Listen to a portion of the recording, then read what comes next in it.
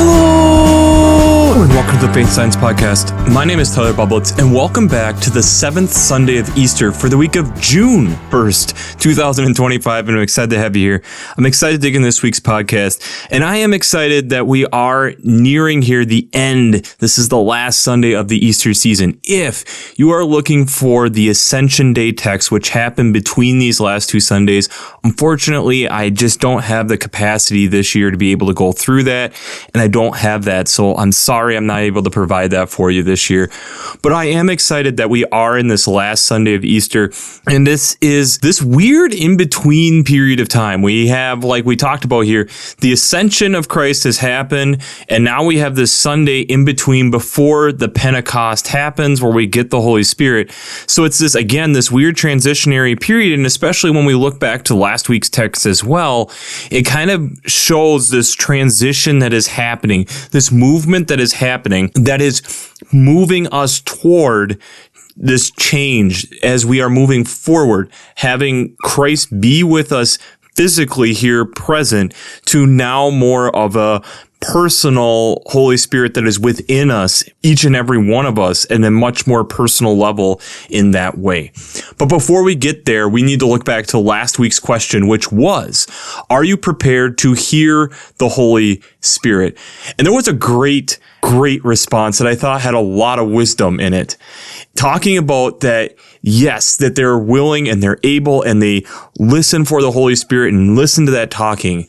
But I quote, sometimes so many other voices talk that it can be hard to know which one is the true one. And I think that's really the case. I think there's a lot of times where, especially with how our society, at least here in the United States, has developed, and I feel like worldwide, we like this idea of moving quickly. And sometimes that makes it hard because I do believe at times wisdom takes time, and wisdom does not necessarily always move quickly.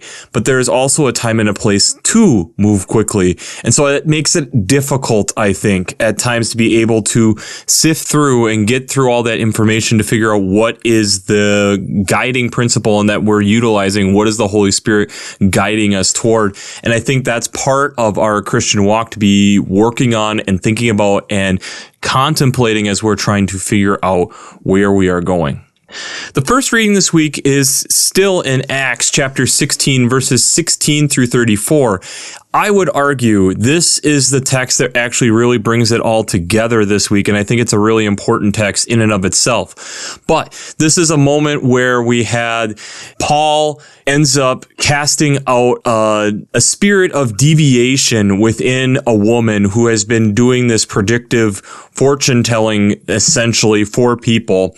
And when the people who had basically enslaved her realize that this happens, they are not happy with Paul and Silas, so they have them locked up. So they go to prison, and while in prison, there is a lot of praising God that they're doing, and an earthquake happens. And the jailer wakes up and assumes that all of the prisoners have left. And so he's about to kill himself. And this is where then Paul yells out, "Do not harm yourself. We are all here." The jailer brings in some type of light and being able to see that that is the case.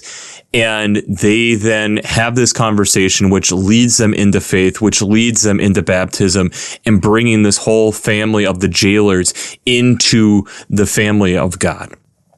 The psalm that goes with that is Psalm 97, all 12 verses of it. This is an interesting psalm, I feel, as you're going through it, because it's the aspect of explaining and giving a lot of mystery behind God, showing that there's these different aspects of God that are a little bit hidden from us, but yet we see and notice the presence of God. As we get in like verse 5, the mountains melt like wax before the Lord. This idea of how God is veiled between us so that we're not seeing it, but yet we can see the images and the reflections of who God is and the honor and praise that the rest of creation is giving to God. And in doing that, it puts a lot of these other images, these other idols that we can put up as gods and brings them to shame, as we kind of get in verse 7. And so thus this leads us to rejoice. As we are seeing the rejoicing around us, why wouldn't we then also be rejoicing? The epistle text or second reading this week is from Revelation chapter 22, verses 12 to 14, 16 to 17, and 20 to 21.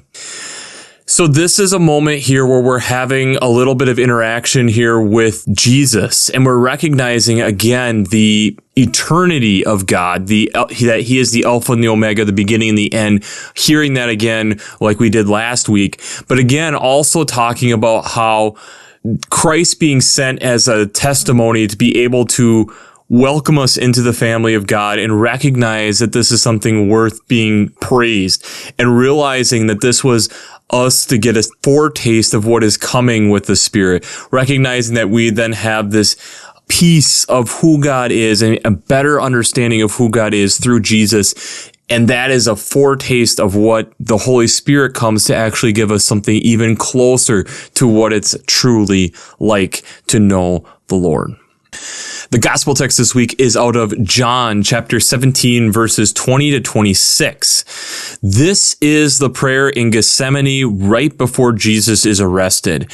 And it's this recognition on how the Father and Jesus are connected together, and being able to recognize that with them being one, that this allowed for us as humans on earth at that time to get a taste of who God is in a more real sense. And in doing that they would be able to have something guide them, recognizing where this is going to be going, especially us being on the other side of the cross. But Jesus trying to look out for us, recognizing that we're going to still need a way to be able to connect, and making sure that this is that foundation on that. And that Christ did the best that Christ could while being on earth to provide a way for us to more tangibly understand who God is and connect at a more deeper level, to be able to wrap our heads around a little bit more of who God is.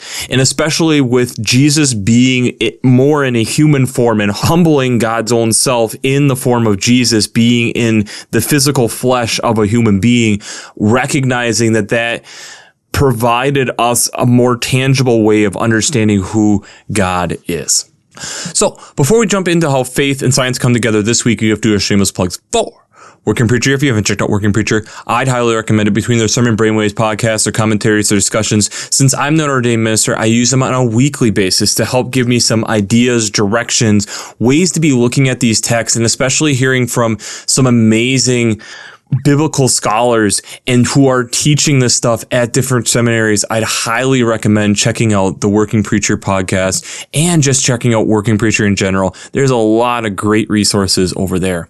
Additionally, to add to those great resources, I'd also highly recommend checking out the Revised Common Lectionary coming from Vanderbilt's Divinity Library.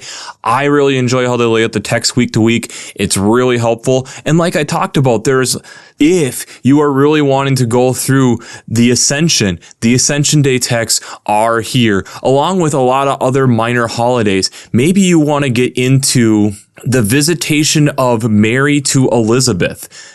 It's there. There's a great resource there, along with having the art, prayers, hymns, liturgical colors, daily devotions. If you aren't using the Revised Common Lectionary coming from Vanderbilt's Divinity Library and being able to use that resource and all the things there, I feel like you're really missing out on something to really help deepen your faith. Additionally, I'd also highly recommend checking out the Green Blades Preaching Roundtable and the Green Blades Rising publication. This is either a weekly reflection or monthly newsletter going through ecological echoes, implications, and urgencies, along with talking about some different ecological events and different ways to be thinking more in an ecological sense. If you enjoy listening to this lectionary podcast each week and digging into this, I'd highly recommend at least signing up for one of these resources, because it's some great content over there to be able to keep thinking about this from a different lens that's similar to what we're talking about here, but not always the same. So I'd highly recommend checking out that resource. That'll be the first link down in the references section. Finally, I'd also highly recommend checking out the Faith, Science, and Ethics Camp this year at Gustavus Adolphus College. I'm really excited about it. I am planning on being in St. Peter, Minnesota at Gustavus Adolphus College from June 21st to 27th, at least for part of it. But it's an amazing resource designed for high school students, and it brings up and deals with science and faith and the ethics that can be part of that as well. This year's topic, the sweet life, getting granular with sugar, talking a little bit deeper about how sugar is being brought into these types of things. So again, I would highly recommend, especially if you are a high school student, taking a look into this resource and seeing if this would be a good fit for you this summer. And I look forward to running into you there. Perception of how we interpret people is both extremely important, but also can lead us astray further than anything else in our life. We recognize and we have developed as humans to try to understand at a quick glance through quick interpretation whether someone is safe or not. And this gives us biases off the bat, and sometimes for the better and sometimes for the worse. There's plenty of examples all over the board where we can do that. And we can see that this week with the jailer, with how Paul and Silas was interpreted by the jailer. But as my day job, one of the things that I was doing was some additional studying, because I work in a company and part of what we have to do is keep studying because the product keeps evolving as I'm working within the Salesforce system. And one of the things that we have been looking at and thinking about is artificial intelligence, AI. And it's been definitely a big buzzword over the last 5 years.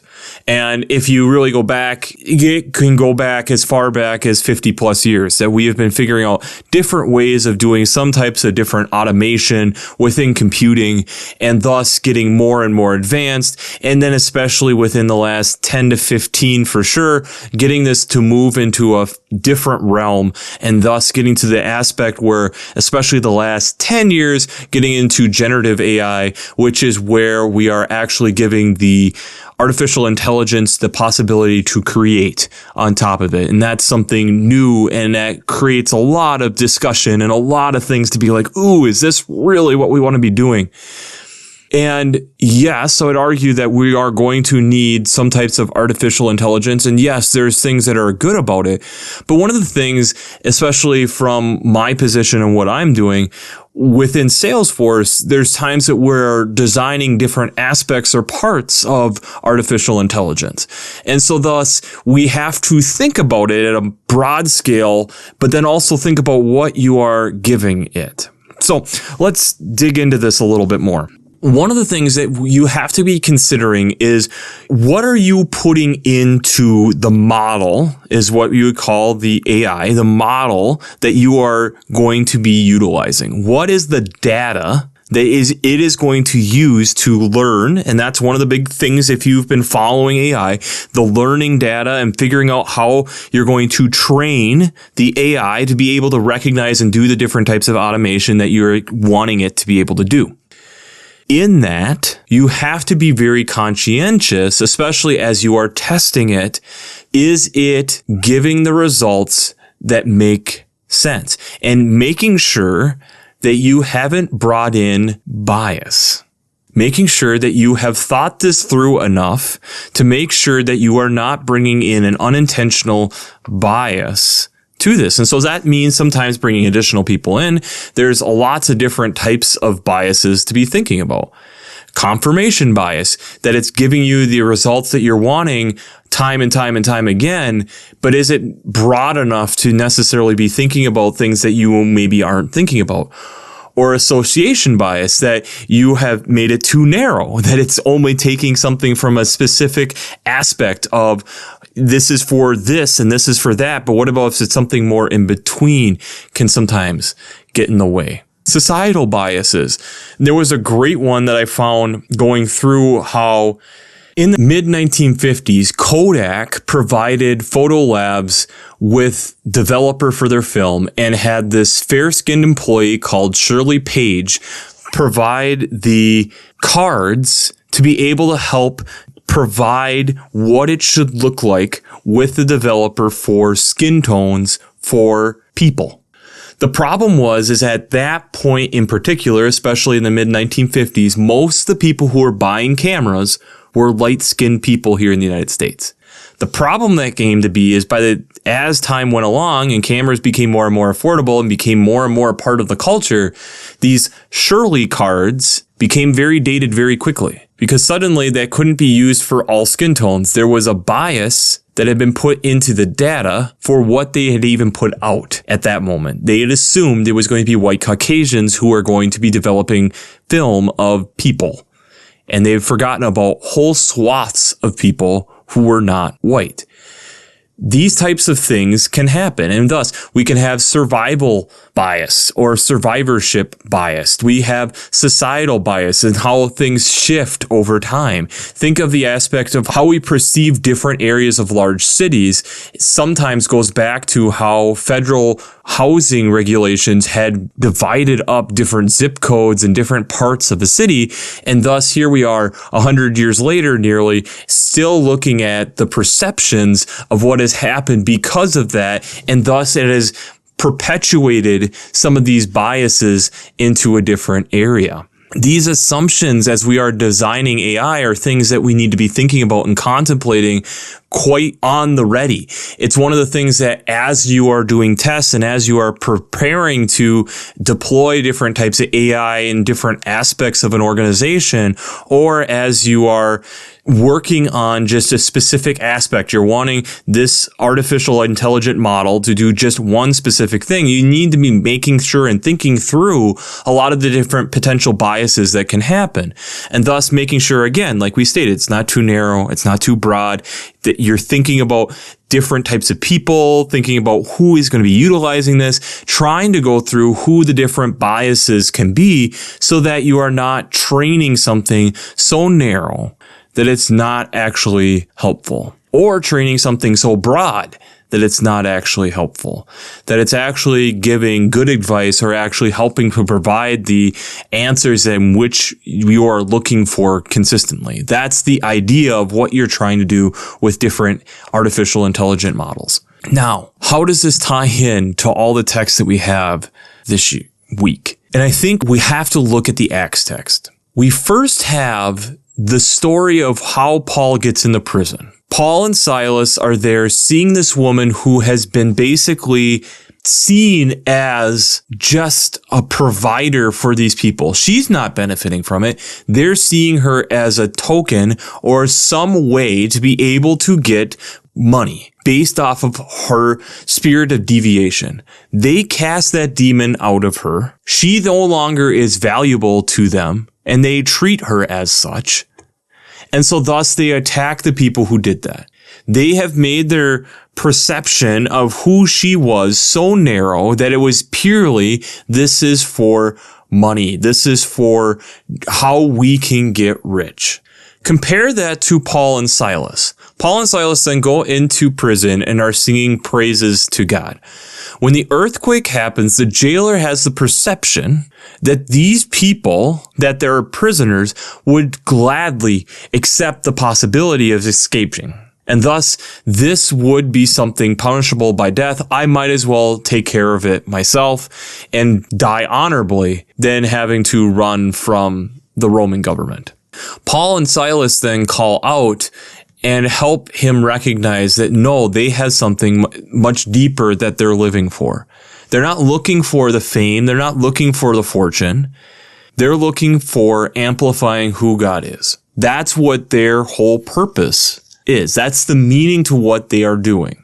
And so thus, they are trying to amplify who God is. And when the jailer had probably heard them singing praise to God, he didn't understand what that actually was. He thought it was probably some other God that they were singing praises to or giving homage to. And especially at that period in that time, probably as he has heard that hundreds and hundreds and hundreds of times in various different places, and probably plenty of times within prison themselves. This is showing that this is something different. The biases that the jailer has on Paul and Silas need to be reconceived, need to be reimagined, because the God that they are serving is different than the preconceived notions on who the jailer perceived God to be. This is something I think that as a society, especially within the United States, but I think worldwide, we have to really work on.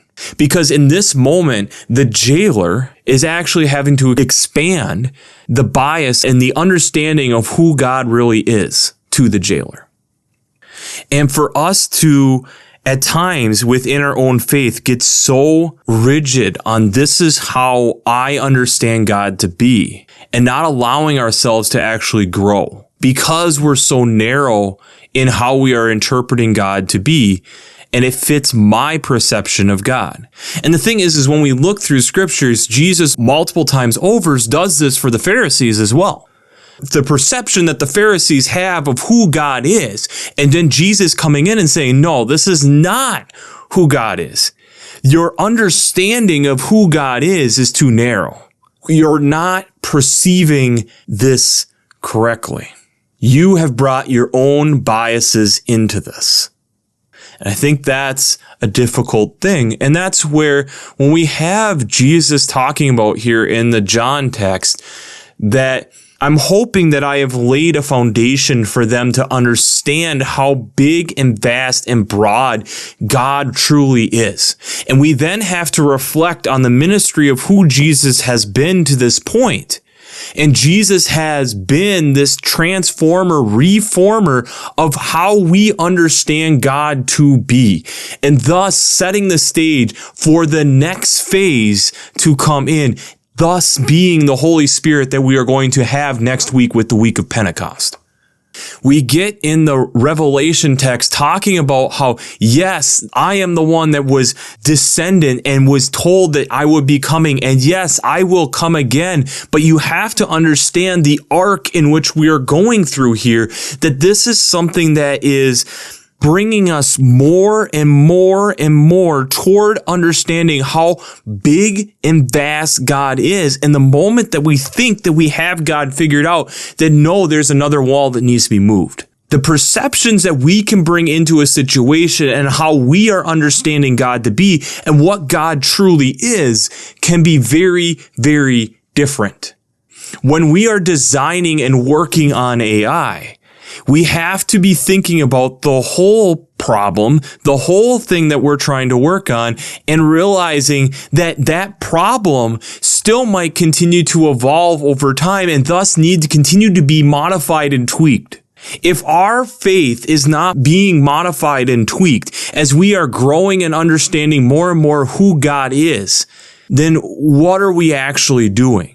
Yes, the core fundamental principles of who God is stay the same, but we still continue to grow and understand who God is over time. To think that we have it all figured out is blind, and that's entirely seen here in Psalm 97. The clouds and thick darkness are around him. We can't see God that way. We have to know God in a much different way, and we can learn and understand God's habits in creation and around us as we continue to look into science. As I've been doing this for multiple years on this podcast, we can continue to see the aspects of who God is. But we can't go and see God face to face in this life. We can't. It's unfortunate. I think all of us would love to be able to do that. But then we have to understand that we have to have a mind that's willing and able to continue to grow in our understanding of who God is. And especially as we are moving into the season of Pentecost, which I would argue is the growing season, we have to be malleable to be able to allow ourselves to continue to use the Holy Spirit to grow in our faith. We have to be willing and able to confront and look at and use the Holy Spirit to guide us on whether or not we have brought biases into our faith that cloud our understanding of being able to see and understand who God is. We have to sift through the noise to be able to hear the Holy Spirit. And this is not a quick and easy process necessarily. Sometimes it is, sometimes it's not. And I think that's where at times we stumble and fall.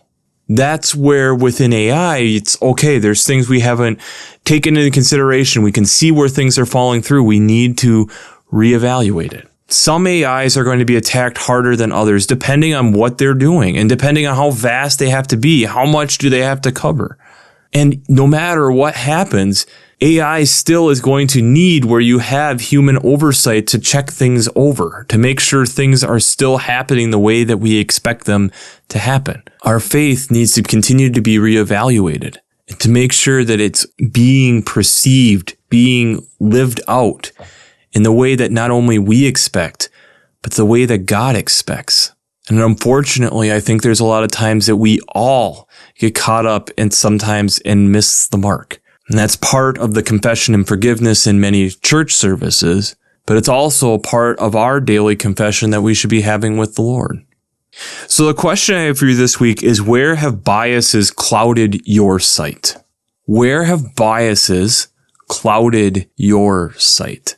Kodak made an obvious bias in the 1950s into the 70s with "this is what skin tones look like," and miss huge swaths of people that are not white Caucasians. I think we do this more often than we realize. And I think there's a lot of times that, yes, it can be perceived that then we are going woke or these different terms that get thrown around. But a lot of times it's also just thinking more equitably, recognizing at times that maybe there are things that are hurtful that we say. Sometimes recognizing that maybe there is something that we overlooked, that we didn't consider. And instead of saying, well, that's this, maybe it means that we need to be willing and able to expand our data model. And yes, there's times where that can go too far, that it's then getting too broad and our faith doesn't mean anything. We are accepting way too much data and it's watering it down. It's making the process mean nothing. Well, that's not good either. Those are the moments that, no, we need to get back to what this really is about. It's the difficult thing with faith. And we've talked about this before. It's both a personal thing, but it's also a community thing. And it needs both. It needs the watering can from both. It needs people looking at our different AI models. It means at times that there's going to be people saying, that'll work for a while. But at some point when there's more data coming in, you might see some problems with that part of your faith. And at that moment, then you might need to reconsider. But at age 12 with where you're at, that's fine. At age 35, where you're at, that might be fine. But as you get older, that might not fit the same way. We're willing and accepting of that within lots of different phases. And it seems like at times we forget that with faith. And that's unfortunate because missing that misses the ability for people to be actually able to connect to God, being able to understand who God is. Paul didn't judge the jailer because he perceived them as criminals and assumed that they would escape. Paul instead opened up his hands and said, how about we sit and talk about this? And transformed that man's life. I think sometimes instead of quickly judging means that we need to continue to look and think about what biases do we have. It's amazing to me when we look at Paul and Silas that in this case, Paul and Silas weren't quick to judge. But we also realize going through Paul's writings, there are times where Paul is very judgmental. I think we have to consider all of that. We're human after all. And we have things that we need to continue to grow and work on through this whole life, through the life of faith and through our life outside of just our faith. We continue to grow as we go along. As we work within AI models, we continue to grow in our understanding of what they could potentially do and realizing that continues to bring in complexities as well that we have to continue to work on and work through. These are important things to be thinking about and considering. These are not easy things, but they're important things. And it's an important aspect for us to continue to grow. So, we'll wrap this up as we always do. I pray God blesses you through your faith and amazes you through science.